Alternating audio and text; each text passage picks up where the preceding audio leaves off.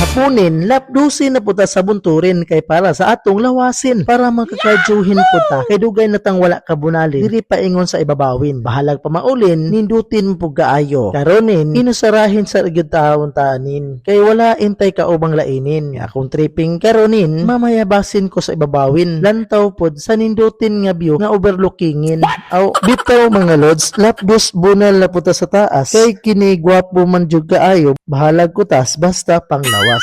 Aw, ug diri minahinay ko og katkat sa bungtod nga perting pagkatungasuna nga masangko ang imong tuhod kung imong tuyoon. Aw, unsa ba? Kay kining buntura duol ra jud kaayo sa among eskwelahan. Kinig dagan nimo mga usa ka kilometro kapin ani naka sa taas ug makita nimo ang mga view nga naa diha sa ubos. Okay kaayo oy.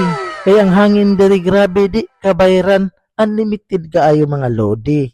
So sa akong pag-abot sa babaw, nihapit sa kog pamayabas diha.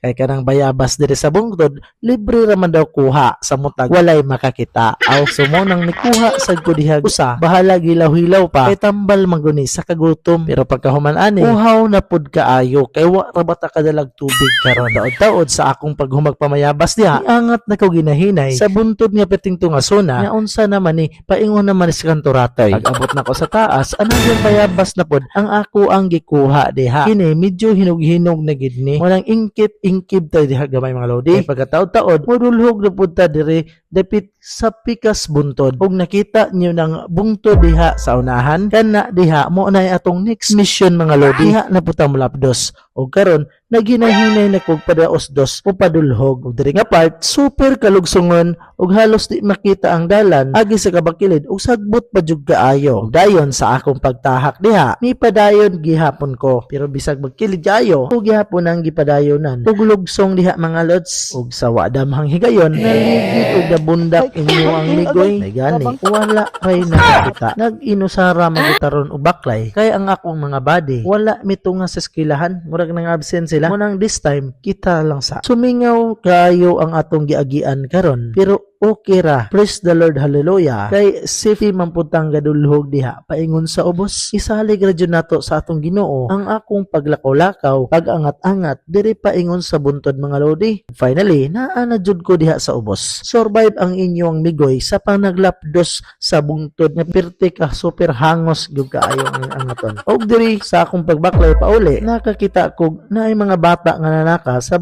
punuan sa santol. Dayon akong giduol. Kay kini nga santol akong nahinumduman sa una, sa bata pa mi, manguha mig santol kauban sa akong mga barkada kaila, mangatkat mi, o gani, na ay nahagbong nga akong kaila. Pag uli nagtiyabaw, luoy kaayo. Noning, mga punuan sa santol bayabas na atay mga memories nga ato ang mahinumduman sa una mga lodi. Maunang ganahan kay kong mulapdos bunal, diri sa bungtod kay daghan sa natong makitaan nga mga bunga sa mga lagutmon, kining bayabas og santol. Og diri ra kutob mga lodi. That would be all. Alright, God bless us all. Bye-bye, bye-bye.